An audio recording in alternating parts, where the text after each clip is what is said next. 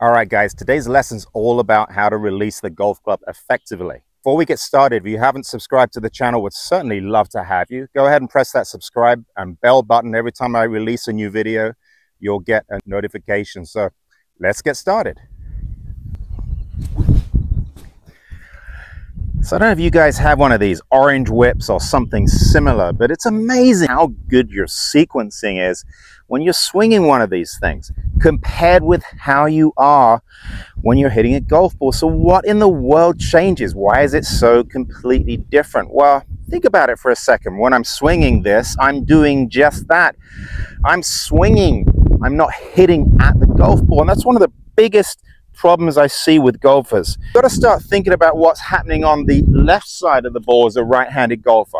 What's happening through the golf ball. If you take two golf clubs side by side and make some swings back and forth without hitting, we don't want to be clanking clubs here, guys.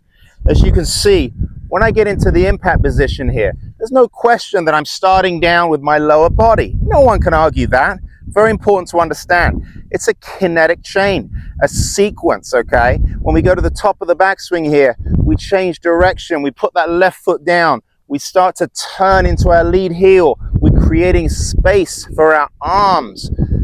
Great. So now what? I mean, where do the arms go? Where does the speed go exactly? Because there's all sorts of confusion out there. It's like we need to drag the handle to the left side of our body, never release the golf club, use the body. Don't use the hands. We've got other people that saying that you need to be coming in and rolling the wrists and getting the club face closed that way. That doesn't work particularly effectively either.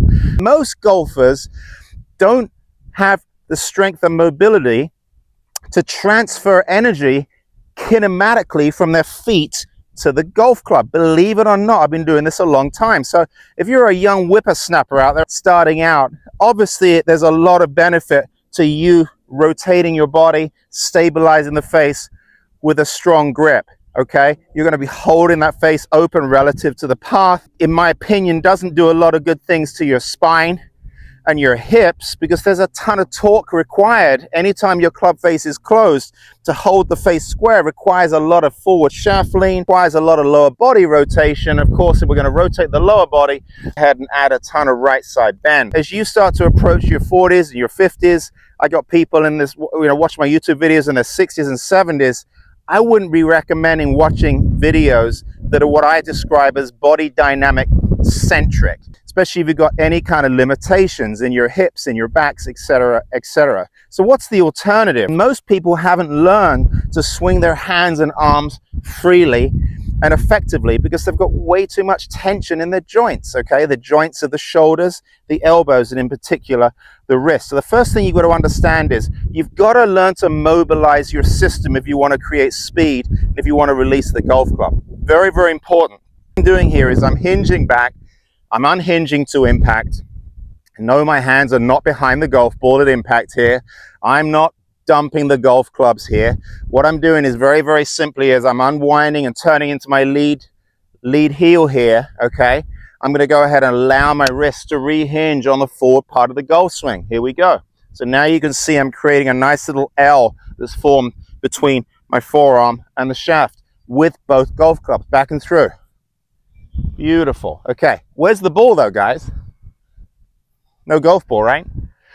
That's a swing. So what happens when we put the ball there?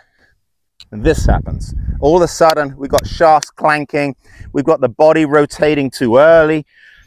Everything freezes like a popsicle. The club gets released early. We've got chicken wings. We've got a lot of people tipping too much. All sorts of challenges that come from hitting at this darn thing. So the trick is, whether you're doing this, you're swinging this guy, whether you've got a two club drill, swinging back and forth like this, maybe you grab one of the oldest training aids ever, this guy right here, okay, the swing guide, and we put that on, and you make some little swings where you hinge, you unhinge, and then of course you rehinge. You've got to do the same thing when you get over the golf ball. That's the trick. When the ball gets in front of you, it needs to get in the way. It's incidental. Don't suddenly make the ball your target. Hinge, unhinge, rehinge. Pretty straightforward stuff. I'm feeling a lot of freedom here in my forearms. I'm releasing my lead wrist into extension.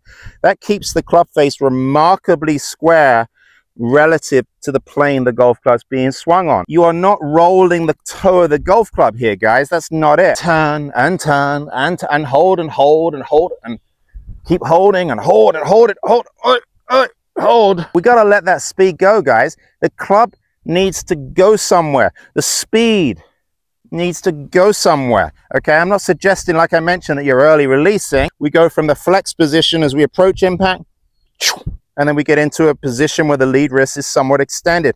You'd be amazed how that actually stabilizes the face. That club face isn't wrapped over the top.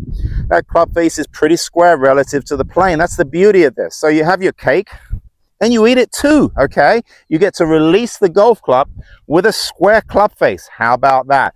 A flip. What does a flip mean anyway? Everyone talks about, no, that's flipping.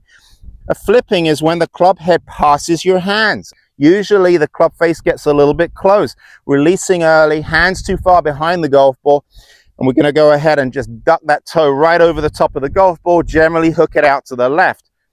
Is it a scoop? No, it's not a scoop. What's a scoop? A scoop is when someone gets the club face wide open as they come into impact. Generally the hands, again, too far behind the golf ball, but I'm going to add a tremendous amount of loft. So you can see here I'm taking my 8-iron and I'm turning it into a sand wedge. So we need to talk about the semantics a little bit and the terminology to help you understand here. When it comes to releasing, there's a lot of misconceptions. We're not flipping, we're not scooping, and we are definitely not dragging, guys. If you drag that golf club, you've got the club moving the same speed as your arms as you swing through. There needs to be a pivot here. There needs to be a transfer of energy into the club head. So here we go. Hinge on hinge, rehinge. Pretty straightforward. Hinge on hinge, rehinge. There it is. Opposite side, club rehinge. Striped it. Absolutely perfect. So it's important to understand here, it's okay to allow that club to release freely. I want that club rehinging on the opposite side of your body. The trick here is you're taking the butt end of the club here and you are supporting it with your body. There's no question. I'm not suggesting you stand here and just start slapping at it with your hands. The lower body for sure is engaged and it's supporting your arms without any question. When we swing through the golf ball, we're going to allow that club to reset and rehinge. And you can see again, my lead wrist is extending as I swing through. Okay, couple more drills. Start forward here. Give yourself a little momentum. Go back and then go through. Okay, so we're going to go forward first. We go back and then we go through. Remember, the golf ball needs to get in the way. Okay, you're going to create a ton of speed if you swing through the ball as opposed to hitting at the golf ball. Just like throwing a punch. Imagine punching through a wall rather than stopping at the wall. If we really want to create speed, we step into the wall, we use our lower body, we step, and then we throw, okay? But that energy has to be directed through the wall, just like it has to be directed through the golf ball. What I'm doing there is I'm swinging that golf club freely. I can't stress the importance of that. So start thinking about how to release the golf club. Do the drills. Very, very important. Do the L to L drill. Okay, use 2 clubs. Swing 2 clubs back and through. Do exactly the same thing. And then maybe do a momentum drill as well. Okay, take all the tension out of your forearms. Allow the golf ball to get in the way of the golf swing. And most importantly, guys, swing to the finish. Okay, always swing to the finish, never to the ball. So I'm going to go ahead and stick my finish. So I hope that helps, okay? Get out there and swing freely. You're going to create a ton more club head speed.